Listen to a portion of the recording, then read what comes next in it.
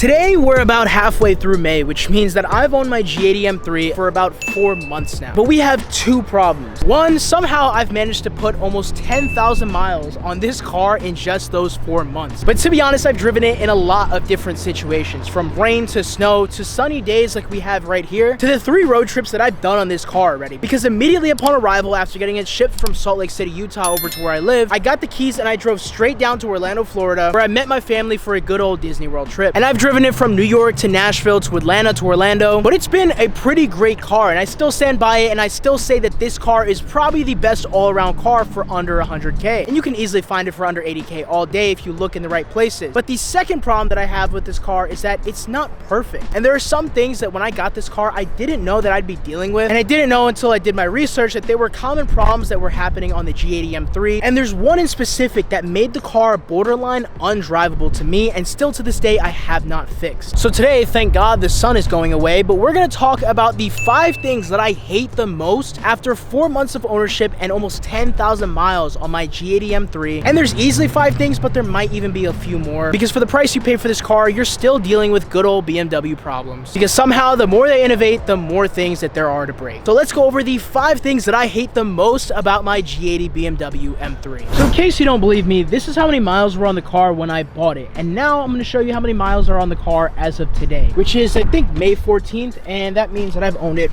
for almost exactly 4 months. Let's see if I can turn on the ignition and show you guys just how many miles are on this thing right now. Yeah, about 18,000, and I think I bought it at around 9,000. So it's pretty much about 10,000 miles in about 4 or 5 months. It's not looking too good for me, but I really love this car, and I love driving it, and I love everything about it. So I want to drive it everywhere. But let's head out of the car, and I'm going to talk to you about the first thing that I absolutely hate about this car, because it's a common problem that I've seen a lot of people have.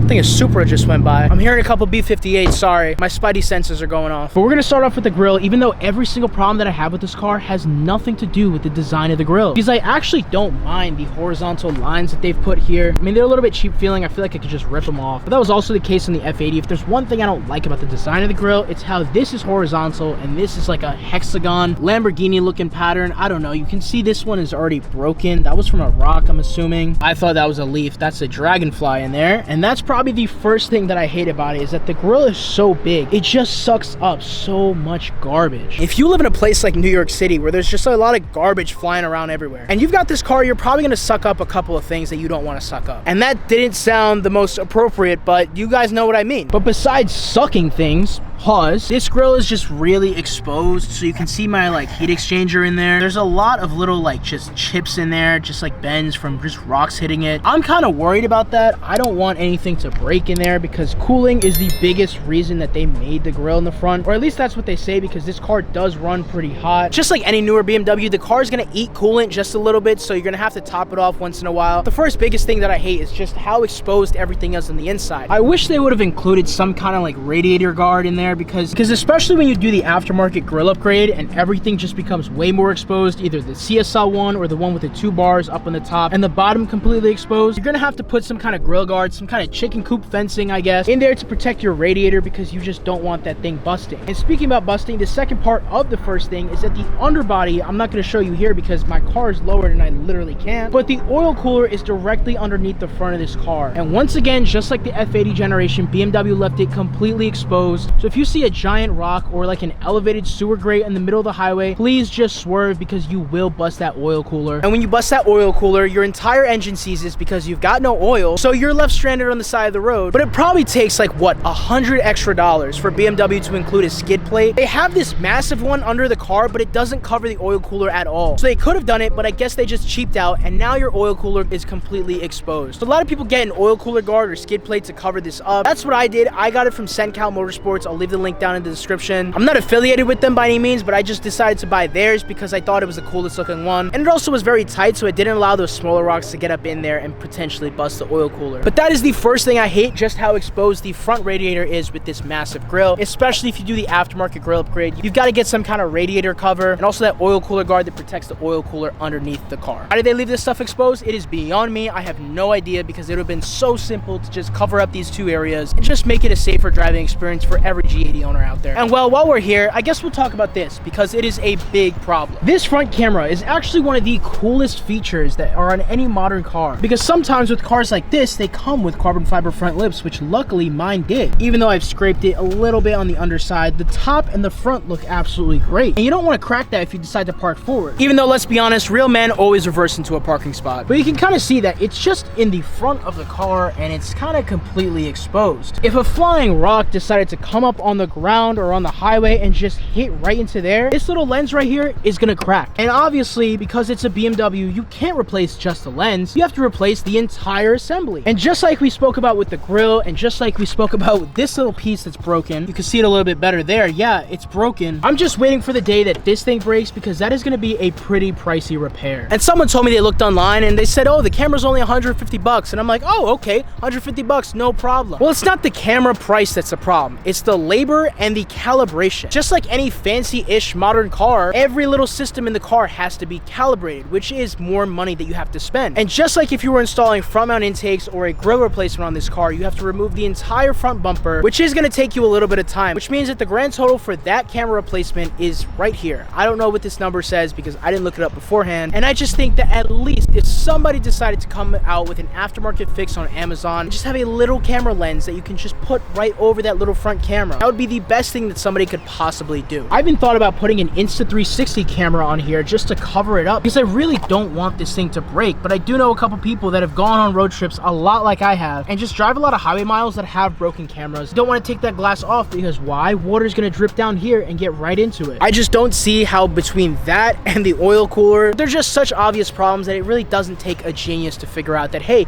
maybe we should protect this part because it's in the front of the car. But you know what? Maybe those two things are small problems. So let's move on to the bigger ones. This part of the video talks about BMW cheaping out yet again. So let's open the hood and show you everything that BMW decided to cut corners on. But before we continue, I do really love this car and I'm just being very critical because the video is about things that I hate about this car. Truly, I love this car and it's the best car that I've ever owned. But because this car is so good, I really have to be critical about a lot of things. However, when it comes to everything under the hood, I am genuinely disappointed about some of the things that are under here. First of all, this paint is an individual color paint. So I am very thankful that since I have a 2023 car, it did come with an individual plaque, which is pretty freaking cool.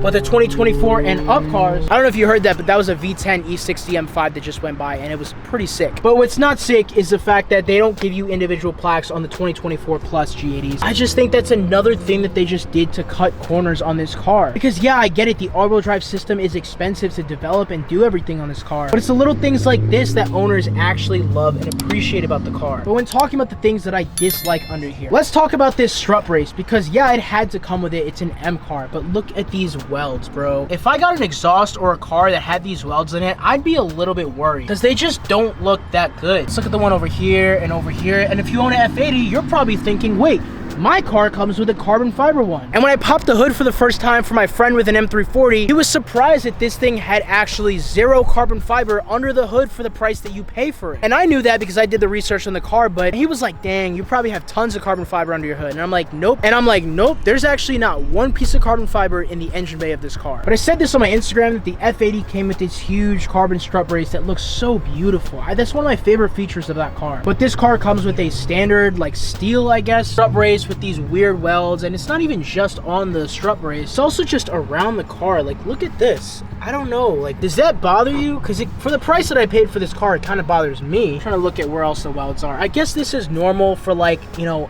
the body of the car. Going on the other side too, like, it's just so, like, right there and in your face, you know? And like I said, I wouldn't be bothered if this car didn't cost how much it costs, but you just pay how much for this car and the engine bay looks like this. There's plastic everywhere. You got the plastic waffle maker up here, the intake manifold, which I'm happy that they didn't put it underneath the engine cover, because they did that in the B58, but at least they put it to the right side of the engine cover so you can actually let this thing breathe. But a lot of people, when I pop the hood for them, are just really kind of surprised that the engine bay is pretty underwhelming. I'd really say the F-Series M cars engine bays look way better. But how are you going to give us a carbon fiber strut brace on one car and then next generation that's supposed to improve on everything, you just give us this? It's just a little bit annoying for the price that you pay. Now, before we talk about the last thing that I hate about this car, that to me me makes the car literally undrivable. I want to talk to you about some of the uncontrollables, some of the things that I don't like about this car that BMW themselves, the things that BMW themselves have really no control over, but still do affect the ownership experience of this car that you and I will both have. But actually, right before we talk about that, I want to talk about some of the things that some people hate about this car, but I actually love, and they all have to do with the interior. These carbon buckets, a lot of people hate these things. They say that this bolster right here just makes it hard to get inside. And yeah, I agree, my left hamstring that I always put over this thing is actually starting to ache, but the seats themselves aren't uncomfortable at all if you actually fit in them. Now, if you're a little bit on the bigger side, you will have issues with these seats. Just don't buy them, just buy the sport seats because those seats are super comfortable. Another thing people don't like is how much this seat wears, but guess what? You sit in the seat, it's gonna wear. That's just how it goes. If you don't want your seat to wear, then don't sit in it. It bothers me a little bit for resale value, but really it doesn't matter because you're always sitting in the seat anyways. So let's hop inside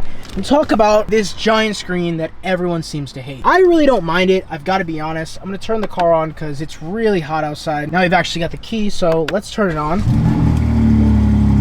And that's one of the things that a lot of people hate about it, and that is the sound. Now, I don't mind the sound. I don't think it's a horrible thing, but I will say it doesn't sound anywhere as good as a B58 does. And I would even argue that an S55, an F80 M3 does sound better than this. I think of the three, the G80 is the worst sounding one, but to be fair, I don't have a mid-pipe yet. I might be getting that installed tomorrow though. I just picked up one from IRL, so that's a little sneak peek for you guys that are watching this far. Make sure you subscribe for that video. G80 with just downpipes, full stock exhaust. Obviously it has the unequal length, so it's not going to sound good at all, but it does sound pretty loud. But I still stand by the fact that the F80 sounds better than the G80. The B58 sounds better than both of them for sure, but the sound is something that a lot of people hate on this car. And like I was saying before, this screen is something else that a lot of people hate. I happen to not mind the screen. I actually really like it. I just think it looks so clean. Yes, it looks like a Tesla. Yes, it's not going to age well, but I do like it better because you can see out of the car just a little bit easier. Before, the highest point that you would look was that huge thing that kind of came over the top of the steering wheel. Now the highest point is the steering wheel, so it's just so easy to see outside of the car, especially when you have like a dash cam and a radar setup that already kind of obstructs your view. So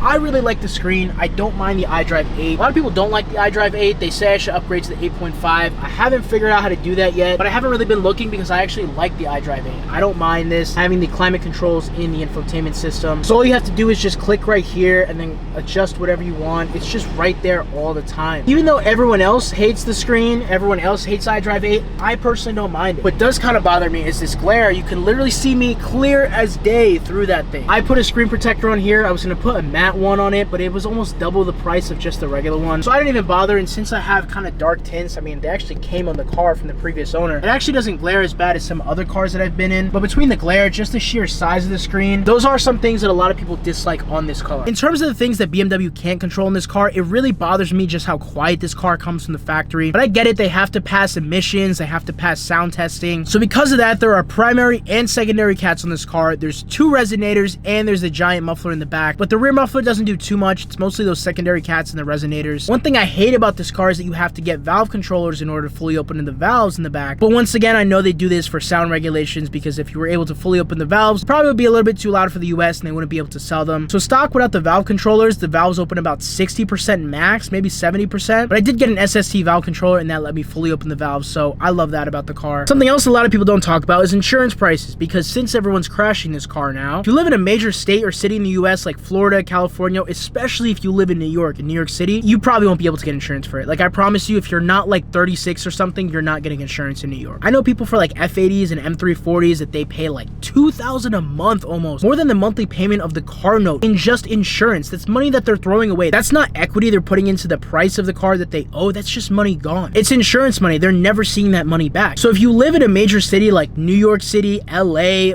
you know, some places in Florida, either they're going to charge you a crazy rate or they might not even insure you at all. So if you're thinking about buying this car, make sure you do your research, get a good insurance quote before you actually buy it, because everyone's buying this car and everyone is crashing this car because they're doing just stupid, silly things. I made a whole video on this subject and I'll link it at the end of this video. But let's talk about the one thing that I hate the most out of this car, because we're about to drive it and it literally makes this car feel undrivable. So the one thing that I hate the most about my G80 ownership experience is the brake pads. And no, I'm not just talking about the insane amount of brake dust that this car has, because this actually has to involve a class action lawsuit that's going against BMW right now. If you've owned any BMW, you know the brake pads are a huge problem. Look at all of this caked up dirt on there. I don't even want to touch it, but I'm gonna have to for the video. And I know this is never going to come off of my finger. Brake dust is just so bad. Like, you can go to the car wash, get down the street to the stoplight, and your wheels are gonna look just like this. Here in the back, it looks a little bit less bad because the brakes are a lot smaller. But like I said, there's a class action lawsuit. But the class action lawsuit can't be for just brake dust, can it? Well, in this car specifically, the G80 M3, the G82 M4, and I'm pretty sure the G87 M2 as well, has a huge problem when it comes to the brake squeal. And every time I post on Instagram and TikTok about it, everyone's like, that's just a performance car. You've never driven a performance car? Just return your car, sell your G80, because you obviously don't know that performance brakes squeak, right? And yes, you can still see the brake dust on my finger. But yeah, obviously every performance brake squeaks a little bit. But when these brakes are warm, which they get warm quick because this car is 4,000 pounds, they will not shut up. They will not stop squeaking so loud to the point where I don't even want to drive with my windows down. Do you guys remember, if you've ever watched like a Supra review, about how they had the crazy wind buffeting sound in the Supra? Like the A90 Supra, that's how it feels with this, because although the wind buffeting isn't as bad as the brake squeal, like I pull up to a car meet and everyone looks at me like my brakes are shot. And it's loud, trust me, it's loud. I'm not even gonna put the GoPro on because I feel like with the GoPro you won't be able to hear it that much, but it is so loud that when the car is stopped, it is actually louder than the exhaust is, which is so funny to me because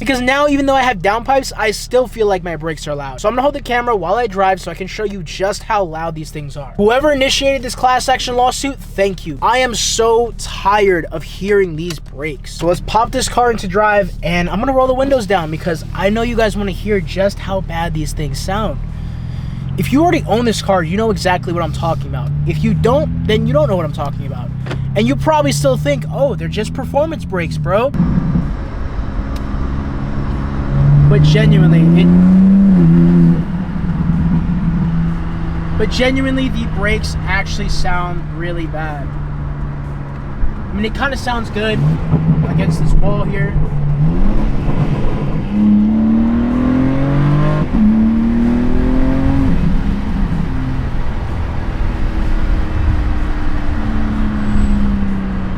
You heard that?